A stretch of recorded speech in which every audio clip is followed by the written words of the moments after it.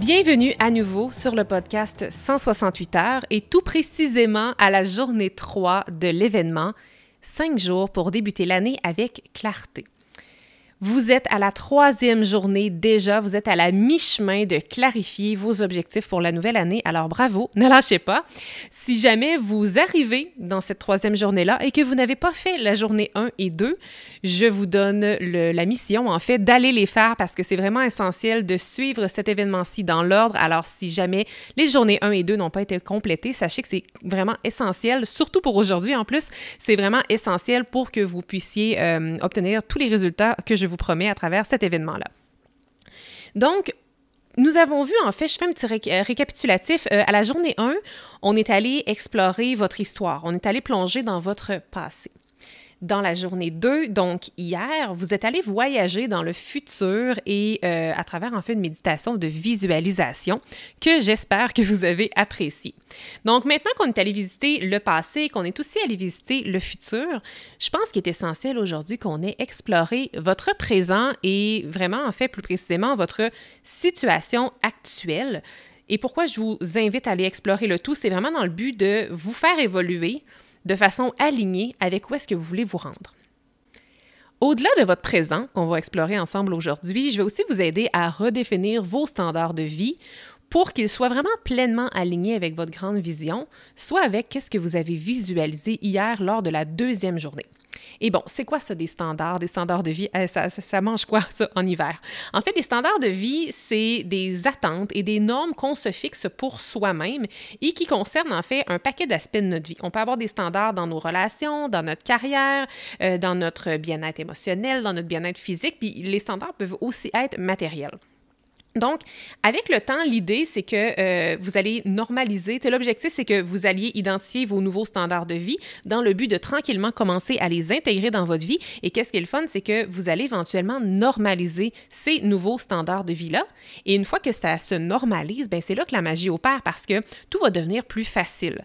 Parce que repensez à la version passée de vous-même. Là. Essayez de vous rappeler qui vous étiez il y a 10 ans. Je suis certaine qu'il y a des choses il y a 10 ans que vous acceptiez dans votre vie qui sont complètement incompréhensibles pour vous aujourd'hui. Ça veut dire qu'il y a des standards de vie depuis les 10 dernières années que vous avez implantés, mais qui n'étaient pas présents dans votre vie passée il y a 10 ans, par exemple. Je sais que parfois, ça peut faire un non-sens. Pour vous donner un exemple très précis, moi, il y a 10 ans, en fait, si je retourne à cette époque-là, je m'infligeais un nombre d'heures supplémentaires de travail astronomique. Et pour moi, c'était normal, alors qu'aujourd'hui, ce serait absolument non considérable de refaire autant d'heures supplémentaires que j'en faisais à l'époque. Donc, j'ai des nouveaux standards de vie. Donc, je voulais vous donner ce petit exemple-là. Donc, essayez déjà de voir peut-être pour comprendre dans le passé, c'était quoi vos anciens standards de vie versus c'est quoi vos standards de vie actuels. Puis tantôt, je vais vous donner une liste non exhaustive, bien entendu, mais de nouveaux standards de vie qui pourraient peut-être vous inspirer à mettre en place pour justement vous rapprocher un petit peu plus de votre version future. Et puis, l'idée aussi, ici, avec l'exercice du jour, ce n'est pas de vous créer des standards superficiels là, dans le but de flasher. Là. C'est vraiment pas mon intention. Le but, c'est de vous fixer des standards qui vont aller finalement supporter la vision que vous voulez réaliser. Donc, vous allez voir également qu'en élevant vos standards, automatiquement, votre identité va s'élever aussi, puis elle va évoluer. Donc ça, c'est vraiment puissant. Puis des standards de vie, c'est parce que c'est un peu des règlements qu'on s'impose, qui peuvent d'ailleurs être des règlements très positifs, puis c'est comme si ça s'intègre un peu dans notre quotidien, ce qui fait qu'à un certain moment donné, on s'en rend plus compte. Mais les standards de vie qu'on s'impose, ou bien ceux qu'on ne s'impose pas, finalement, ça dicte directement la personne qu'on devient. Identifier des nouveaux standards, c'est la partie facile. Le réel défi, ça va être d'aller honorer en fait les nouveaux standards qu'on va s'être fixés. Puis pourquoi c'est aussi difficile? Bien, souvent parce que ça va demander de dire non à un paquet de choses qu'on disait oui auparavant, puis ça va même peut-être faire en sorte qu'on va se sentir rejeté par moment. Puis là, je vais vous donner un exemple concret. Tu sais, si par exemple, là, dans un de vos nouveaux standards, ça va être de miser davantage sur votre développement ou sur votre croissance personnelle, par exemple, bien, ça se peut que ça déplaise à un certain cercle de vos amis parce que peut-être que si vous misez davantage sur vous, ça veut peut-être dire que le jeudi soir, plutôt que d'aller prendre un verre avec les copines et de sortir au restaurant puis faire la fête, vous allez peut-être choisir de passer votre soirée chez vous plus tranquille à lire des livres, par exemple. Donc, ça peut froisser et ou déranger certaines personnes qui vous entourent. Un autre exemple très concret, ça pourrait être que dans un de vos nouveaux standards, peut-être que vous voulez vous coucher plus tôt dans le but d'avoir plus d'énergie puis d'être capable de mieux vaquer à vos activités quotidiennes. Fait que si vous vous couchez plus tôt, peut-être que ça veut dire que vous ne pourrez plus à tous les soirs de la semaine écouter la télésérie que vous écoutiez avec votre amoureux, votre amoureuse. Donc, ça se peut que votre partenaire soit déçu de ça, de ce changement-là. Mais s'il y a quelque chose que j'ai appris, moi, dans la vie, et surtout à travers mon travail, en fait, puis je l'enseigne beaucoup à mes clientes, c'est que dans la vie, oui, on peut décevoir des gens, mais je trouve que lorsqu'on gère les attentes des autres, la déception n'est vraiment, mais vraiment pas la même. Donc, dans l'optique où vous allez peut-être changer certains de vos standards, bien, je vous invite à tout simplement peut-être aviser les gens qui sont impactés par ces changements de standards-là de vos nouveaux standards de vie. Je pense qu'en un premier temps, ça peut déjà les faire réfléchir, les inspirer peut-être à faire de même. Là, je ne vous demande pas d'avoir l'autorisation des autres personnes qui vous entourent, je vous invite tout simplement à leur communiquer vos nouveaux standards. C'est pas la même chose. Et puis également, en améliorant vos standards, vous allez voir que votre confiance va augmenter. Et ça, c'est très beau parce que qu'est-ce qui arrive quand notre confiance est au rendez-vous? Bien, on avance la tête haute et on arrive aussi à saisir les bonnes opportunités lorsqu'elles se présentent à nous. Et puis, pour définir vos nouveaux standards, en fait, vous allez voir que j'ai créé un exercice tout prévu pour ça, mais afin de définir vos nouveaux standards, essayez tout simplement de vous demander ce que la future version de vous-même, donc celle que vous avez visualisée dans la méditation du jour 2, qu'est-ce qu'elle ferait, elle, à votre place, cette personne-là? Je vous donne maintenant, dans le but de vous aider, mais surtout de vous inspirer, je vais vous donner une vingtaine d'exemples de nouveaux standards que vous pourriez peut-être implanter dans votre vie. Le but, c'est pas que vous pigiez exclusivement dans cette liste-là, puis il y a peut-être plusieurs de ces standards-là que vous faites déjà, que vous pratiquez déjà, mais le but, c'est de peut-être vous inspirer, mais aller vraiment piger dans les standards seulement s'ils vous parlent. Ça se peut que ce soit complètement pas aligné avec ce que vous voulez ou bien à ce que vous aimeriez devenir, donc n'allez pas les prendre juste pour en mettre. Là. Le but, c'est pas non plus d'en avoir une immense quantité, là j'en nomme 20 juste pour vous donner des idées. Le but, c'est d'avoir les bons finalement. Alors voilà, puis vous allez voir que certains standards aussi qui sont vraiment, vraiment très accessibles, parce que parfois on peut penser que d'implanter un nouveau standard, ça va demander un grand changement de vie, alors qu'il y en a un paquet de standards que je dois dire que vous pouvez commencer dès demain si vous le désirez. Alors voilà, je me lance dès maintenant. Alors premier standard, travailler uniquement avec des clients dont le budget dépasse X montant. Me lever chaque matin à 5h30 pour commencer ma journée avec intention. Prendre tous les repas du soir en famille, sans aucun écran ou téléphone. Limiter la télévision ou les écrans à un maximum de 2 heures par semaine. Manger 10% de plus de produits bio chaque semaine et privilégier les producteurs locaux. Faire garder les enfants une fois par mois pour une soirée en amoureux. Ne pas consommer de collation après 20 heures pour favoriser un sommeil réparateur. Écrire au moins 1 heure par jour pour nourrir ma créativité et avancer sur mes projets. Assister à une retraite de développement personnel ou professionnel chaque année. Planifier un voyage tous les 3 mois pour découvrir de nouveaux horizons. Finir de travailler chaque jour à 17 heures pour consacrer mes soirées à ma famille ou à mes passions. Me maquiller et m'habiller chaque jour pour me sentir confiante et alignée. Faire mon lit chaque matin pour commencer ma journée avec discipline et ordre. Réserver 30 minutes par jour pour une activité dans la nature ou en plein air.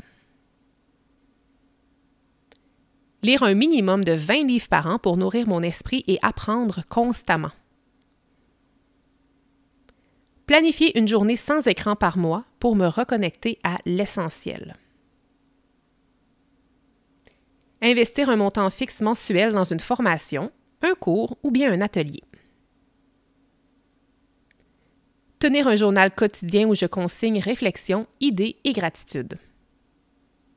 Fixer un tarif horaire minimum pour mes services en phase avec mes compétences et mes ambitions. Et le dernier, allouer un pourcentage de mes revenus à des expériences enrichissantes plutôt qu'à des biens matériels. Il y avait plusieurs chiffres dans mes exemples. Donc, finir de travailler à chaque soir à 17 heures, dédier uniquement 2 heures aux écrans par semaine. Si jamais l'idée vous parle, mais que les chiffres que je vous donnais ne résonnaient pas, ajustez-les, bien entendu. Je vous ai donné des idées dans le but de vous inspirer, mais tout ça est flexible et bien entendu, ce n'était pas une liste exhaustive. Je vous invite à trouver vos propres standards. Et c'est pas parce que j'ai nommé 20 standards qu'il faut que vous en ayez 20. Et si jamais vous en avez 20 ou que vous en avez une grande quantité, n'essayez surtout pas de tous les mettre en place du jour au lendemain. Je peux déjà prédire que ça ne fonctionnera pas. Donc, dans le cahier d'exercice du jour que vous pouvez télécharger, soit dans le courriel que vous avez reçu si vous êtes inscrit à l'événement ou bien dans le lien dans les show notes, je vous invite à répondre aux questions que je vous pose. Notamment, les premières questions sont vraiment en lien avec la personne que vous êtes aujourd'hui. Donc, on va vraiment explorer votre présent en un premier temps. Vous allez même avoir l'occasion, dans l'exercice, de dresser la liste de tout ce que vous n'avez pas et que vous aimeriez avoir. Puis ici, ça peut être, oui, des biens matériels, mais aussi, c'est peut-être que vous n'avez pas encore les compétences de parler anglais avec fluidité. Fait que ça peut être peut-être quelque chose que vous aimeriez développer, par exemple. Donc, ça peut être matériel, mais ça n'a pas besoin d'être matériel non plus. Et puis ensuite, une fois que vous allez avoir dresser le portrait très clair de votre situation actuelle, donc de votre présent, vous allez songer à votre grande vision que vous avez vue hier et à votre future self que vous avez rencontré. Puis vous allez vous demander, vous allez tenter d'identifier c'est quoi les standards de vie que vous gagneriez à implanter afin de combler finalement le manque à gagner entre votre situation actuelle et la situation future que vous aimeriez atteindre. Je vous invite, si jamais vous avez le temps et que vous pensez que ça peut vous aider, n'hésitez pas à refaire la méditation d'hier si jamais vous tentez d'avoir encore un petit peu plus de clarté. Également, relisez au moins, si vous ne faites pas la méditation, parce que ce n'est vraiment pas une obligation, assurez-vous à tout de moins, avant de faire l'exercice du jour, de relire un peu tout ce que vous avez vu hier dans l'exercice du jour 2. Et je veux aussi vous inviter ici à ne pas vous limiter dans vos nouveaux standards, parce que parfois, on va avoir envie d'écrire quelque chose, mais ça va tellement être à des années-lumière de notre situation actuelle qu'on n'osera peut-être pas le mettre. Donc moi, je vous invite à écrire tous les nouveaux standards qui vous viennent en tête, qui, à votre avis, sont alignés avec votre future self. Et voilà, puis mettez-les là. Au moins, vous allez les poser sur papier. Ça ne veut pas dire qu'il faut que vous commenciez à les faire demain matin. Ça ne veut même pas dire qu'il faut que vous commenciez à les faire cette année. Mais ce que je veux que vous fassiez, à tout de moins, c'est de les poser sur papier pour que ce soit là. Dans les exercices en lien avec les standards, vous allez voir aussi, justement, dans le but que vous ne commenciez pas à faire 150 standards nouveaux dès demain, je vais vraiment vous amener à identifier 3 standards principaux à intégrer en premier, en fait. Puis, je dirais même qu'il y a certains standards, selon ce qui va émerger de l'exercice, là, ça se pourrait qu'il y ait certains de ces standards-là qui deviennent des objectifs aussi pour votre nouvelle année. Alors, gardez ça en tête parce que parfois, il y a des standards qui sont très faciles ou des fois, on est tellement près d'un standard en particulier qu'on fait juste appliquer un mini-changement ou un mini-changement d'habitude, puis bingo, on est déjà là. Mais parfois, ça peut être plus complexe. Alors, d'où la raison pour laquelle ça peut être intéressant de peut-être considérer certains standards de vie comme étant des objectifs annuels. Voilà. Maintenant, je vous rappelle que vous devez avoir fait l'exercice d'hier, donc la méditation, et aussi l'exercice du jour 1 par rapport à votre passé avant de vous attaquer à l'exercice d'aujourd'hui. Si jamais vous étiez inscrite à l'événement, comme je le disais plus tôt, vous avez déjà reçu le cahier d'exercice dans votre boîte courriel et sinon, vous pouvez toujours le télécharger gratuitement en cliquant dans le lien dans les show notes. Il nous reste 2 belles journées ensemble. Assurez-vous que les moments qu'on va passer ensemble pour les 2 prochaines journées, que ces moments sont déjà bloqués à votre horaire pour vous assurer que ce beau moment-là va être priorisé pour les 2 prochaines journées qu'on a ensemble. Et puis voilà, si jamais vous aimez votre expérience de l'événement 5 jours pour débuter l'année avec clarté jusqu'à présent, n'hésitez pas à m'écrire un avis, n'hésitez pas à l'écrire, à le partager à votre communauté si vous le voulez sur les médias sociaux. Mais qu'est-ce qui ferait vraiment une différence? Ce serait vraiment d'aller écrire un témoignage, d'aller écrire un avis sur cet épisode-ci. Donc, si vous m'écoutez sur YouTube, vous pouvez le faire dans les commentaires. Si vous m'écoutez sur Spotify, vous pouvez maintenant commenter chacun des épisodes et aller mettre un 5 étoiles également à mon émission si jamais ce n'est pas déjà fait. Et si vous êtes plutôt sur Apple Podcast, eh bien, vous pouvez tout simplement aller commenter la chaîne de podcast au complet en laissant un avis 5 étoiles et vous pourriez même expliquer quelle est votre journée peut-être préférée de l'événement Clarté. Alors voilà, j'ai très, très hâte de vous dévoiler les 2 dernières journées, mais d'ici là, on se concentre et on se focus sur la journée numéro 3 et on va vraiment regarder votre présent et vos standards. Donc, je vous dis à demain et merci beaucoup d'avoir été avec moi pour cette 3e journée. Merci d'avoir été là. Si cet épisode vous a plu, est-ce que je peux vous demander un petit service? Allez évaluer le podcast 168 heures en lui donnant un 5 étoiles et abonnez-vous pour ne rien manquer. C'est honnêtement la meilleure façon de le faire découvrir aux autres, puis en même temps, ça me témoigne que vous l'aimez. J'ai déjà hâte qu'on se retrouve et d'ici là, assurez-vous de profiter pleinement des 168 heures de votre semaine. À bientôt!